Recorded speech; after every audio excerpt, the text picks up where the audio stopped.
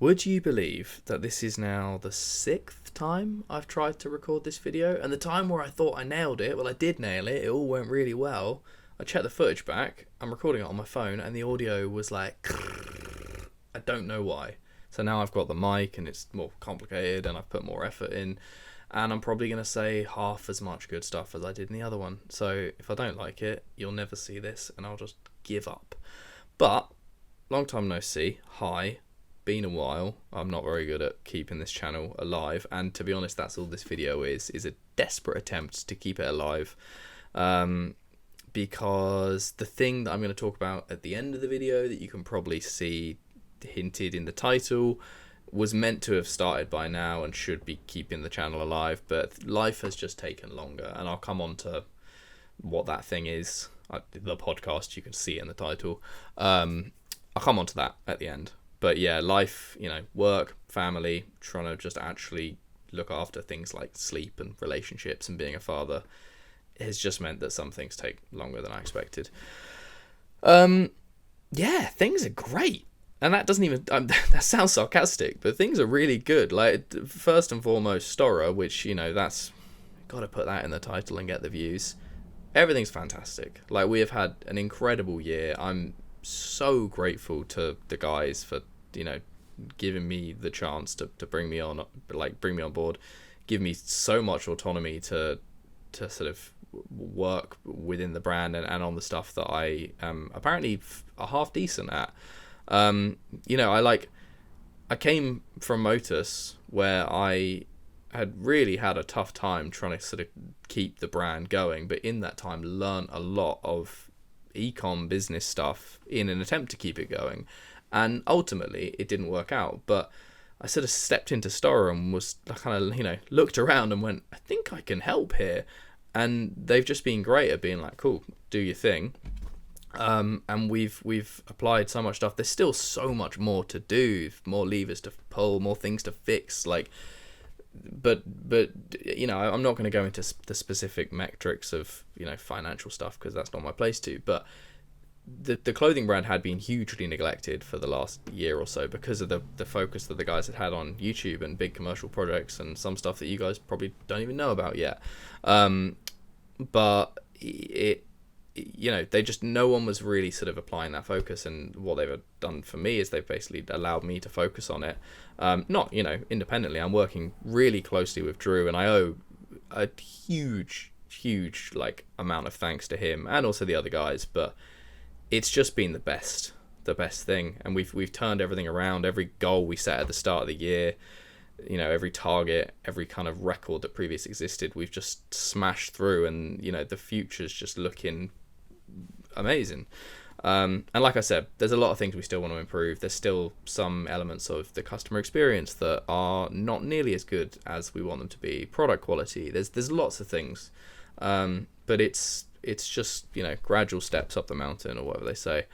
But I mean, yeah, some of the highlights this year, I've got some notes here. More frequent drops, we just introduced that. Just get more product out, give people more options, and that seemed to work really well. More content that is focused around the clothing, increased messaging of things. The joiners are amazing. More communication with them. I've just realised I'm looking at myself and not the camera, so sorry if I'm just looking off the screen, but you don't care. The joiners are incredible. We introduced the Stora Safe this year, which is like the early access sort of thing where they can get more insight. Ideally, we want to build that thing out so they're getting, even more insight into product development, even having their opinions on product development. Oh, I think it should be that color or whatever. But that whole thing has just worked amazingly. And yeah, everything's just feeling really, really great, and I'm very, very appreciative of how it's been. I remember somebody said after I released the last video where I spoke about sort of how Stora work was going, and they were like, oh, surely you just surely there's some bad stuff, and you just kind of said that, to look like everything's fine and to keep everyone happy and things. And it's like, no, shutting down the business that technically I poured years of my life into, loads of, so much time, energy, money, thousands and tens of thousands of pounds, all of that stuff, to then go and essentially work for my competitor is the best decision I've ever made. Like, one of the best decisions I've made in the last like 2 decades. And that's a segue. Speaking of 2 decades, my book is becoming a book. It's it's actually becoming something. This is not the cover. I don't know if you can see this. I don't know if that's reversed for you, but it is for me. But I just needed to print it out to see something physical, to sort of to convince myself that it was real and that it was gonna become something. And it's still so rough. I've been going through this with like a red pen, typical teacher fashion. It's not even at the point where I'm correcting grammar. It's like, oh, this whole chapter needs to be rewritten. Some of it's very, almost like a list of things that I need to go into in more depth. Other bits of it are too kind of, and then we do this, and then we do this. And then other bits of it I'm really, really happy with. And it totally depends on the headspace I've been in while writing it. And that has varied massively because I've kind of just been trying to write it in and around Storror work, family life, being a dad, etc.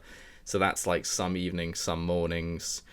Sometimes it's a couple of paragraphs on my phone. Other times it's an hour of, you get your head in the right space and you just go. Other times, I mean, recently I barely touched it, to be honest. Like I've just had, it's Q4. We've had tons going on with work. But it's getting there. I wanted it out by Christmas. That's clearly not going to happen. Christmas is in like 10 days time, but it is getting there. I was sort of saying to Keelan the other day, I don't need to release it. Like this whole process of writing it has been this insane period of kind of like self-therapy, this like reflection on the last 2 decades of, looking back to who I was as a kid, discovering this sport, all the crazy stuff I kind of encountered along the way, trying to be a filmmaker, trying to start a brand, there's so much stuff packed into that. And I am not fucking special. Anyone technically has their own story that they could put into a book. It's just, I kind of somehow started doing it and it's just been very, very therapeutic. And I'm going to release it because I think there's bits in there that it's going to be an entertaining read. There's a lot of stuff I talk about that you might not know, and it's in this parkour community that most of you viewers are in. It's like, there's stuff that I think you'll find interesting, but hopefully there's also little nuggets of gold for, aspiring filmmakers or brand owners and things. But I'm not trying to write it like a self-help book or anything like that, because I am far from in the position to do that. But yeah, it's just been an amazing experience to look back and kind of unpack and I might have made an opinion of an event or a person or something 10 years ago when I was 23, and now I can kind of look back and be like, oh, like you're wrong, like you were immature then and things. And it's just been amazing to do. Like I'd honestly recommend anyone try and do it. And I journal daily, which I guess is kind of the start of that, and that's really what happened. Is I just expanded my journaling and kind of, I guess, with a bit more headspace that I've had this year, because I haven't been just bogged down with crushing motorist depression. I started looking back and things happened. So yeah, I don't know if it will be longer than this, shorter than this. I'm still doing a lot to it, but it is getting there. So I need to really, I think, set myself a deadline. And, in a dream world, you'd lock yourself in a wood cabin in some snowy forest and just grind at it until it's done. But I don't have that sort of, opportunity. But I think I should set myself a deadline and try and get it out. But it'll get out. And then, finally, I'm trying to start a new podcast, because at the end of the day, I'm an attention whore who just wants to be the center of attention. I want everyone to look at me and laugh at me, and either laugh, haha, he's an idiot, or haha, he's a funny, charming, charismatic guy. Whatever compliments you want to throw my way, just fucking throw them. I sort of have wanted to do this for a long time. I've had all the podcast gear from the Motors podcast, and I really enjoyed doing it. Keelan now lives in Brighton, so sort of the opportunity to have him as a co-host was never really going to happen. And he's fine with that. And the sort of the very quick downside I found of like, okay, well, I want to do another podcast is I can't bring people here because I live in the middle of nowhere, and I'm currently in my spare bedroom, which is I've got my washing drying next to me, and I've got this tiny little desk in the corner, and it's not suitable. And I have no fixed studio space and things. So I suddenly thought, well, like, what if I build the studio? And I had this idea of, like, could I build a box that has all the gear in it, and I open it and it's just kind of all ready? And it sounded ludicrous until I thought about it more.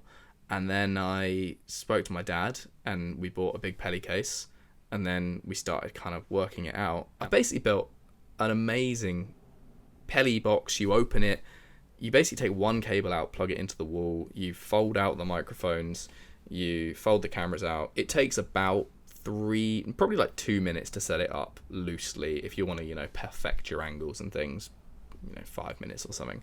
My goal, my idea is to basically have a mobile podcast set up so that I can go to my guests depending on where they are, whether it's someone's house or, the Storror office in Brighton, and set this thing up and be going as quickly as possible. And I don't want it to be a parkour podcast. It's not going to be a parkour podcast. I actually think it's probably going to share the same title as the book, which I haven't fully locked in yet, but the one that I'm playing with, it would share the same title. Because one, the podcast would be a great marketing tool for the book, and two, because it's just this sort of, the title is this thought process that I've been thinking about a lot recently, since writing it, really. But yeah, I want to interview people that I find inspiring and who motivate me. And it's obviously easy to start with some of my friends in the parkour community, because those people are inspiring and they motivate me. But I don't want to restrict it to just parkour. I'm interested in, business, e-commerce, even music and things. Like, there are so many people out there in the world doing their own thing. And I would just like to build a sort of medium of content that allows me to spend more time with those people and speak to them. And yeah, I don't want to get rid of the stupid humour that we had on the Motus one. I want it to be a fun thing, but I do want it to be a bit deeper and introspective. Or I guess introspective's about me, but you know what I mean? I don't know how to talk. Why am I starting a podcast? But either way, what I wanted to do was announce this thing with some snazzy video of the box. And I'll still probably do all this, but the reason I'm talking about it now is to hold myself accountable, because I told myself I would have this podcast up and running months ago, like so long ago. The box took longer than expected because my dad's busy and I needed his help with that. And then I just need to start recording interviews. Yeah, that's kind of it, to be honest. Like, I'm just doing this so that somebody goes, hey Giles, where's that podcast that you talked about? And I'm like, oh shit, now I've actually got to do it. And then in that, I'll probably then use that as a bit of a marketing tool to talk about the book and hopefully sell some. Like, I don't really mind if it doesn't really go anywhere. As I said, I've very, very much done it for myself, but at the same time, it would be really cool if I get the occasional person who's like, I actually learned something from that. Just because, the hours of staring at a screen would be worth it, I guess. Anyway, I have no idea if I've made this better or worse than the previous one. I'm getting really hot because I've got a radiator here and a heated clothes rail there, and I'm wearing a hoodie. Enjoy your Christmas. I'll be back with some content and stuff, some funs. Bye.